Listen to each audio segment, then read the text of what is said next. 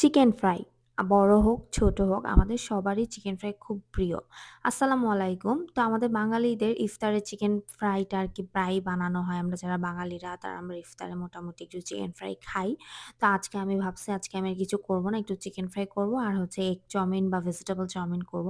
তো এখানে আমি চিকেনগুলা ধুয়ে নিছি। এখানে হচ্ছে onion powder, garlic ginger powder, তারপর soya sauce, oyster sauce, fish sauce, tomato sauce, paprika, জিরা ধনিয়ার গুঁড়া, লাল মরিচের গুঁড়া, গোলমরিচের গুঁড়া, একটু চিকেন পাউডার, হোয়াইট ভিনেগার, লবণ, লেবু রস দিয়ে ভালো করে মাখায় নিব। ভালো করে মাখানোর পর এখানে একটা ডিম দিয়ে দিব। ডিমটা দিয়ে ভালো করে মাখায় নিব। বেসিক্যালি এটা হচ্ছে আমার ঘরোয়া ঘরেতে যা মসলা থাকে আমি তা দিয়েই বানাই। যখন যা মসলা পাই সেটা দিয়ে বানায়ে ফেলি। তো এইটা সুন্দর করে আপনার মেশানোর পরে আমি আরকি ম্যারিনেট করে রেখে দিয়েছিলাম ৩ ঘন্টার জন্য।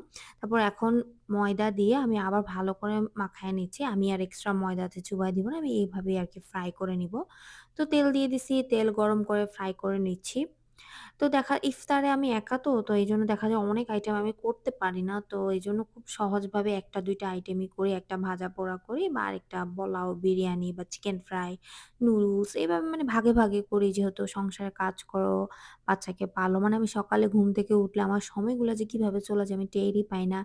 মেয়ের পিছনে চলে যায়, তারপর রান্না করো, রাতে খাওয়ার জন্য মেয়ের, দুপুরের জন্য এগুলো করতে আমার সময় চলে যায়। ইফতার আর তেমন কিছুই করতে পারি না। সো এই যে আমার চিকেন ফ্রাই রেডি। তো এই তো আজকে আমাদের হচ্ছে চিকেন ফ্রাই, চাউমিন, একটু বুট আর বেগুনি ভাজছিলাম। এই তো ভালো থাকবেন সবাই।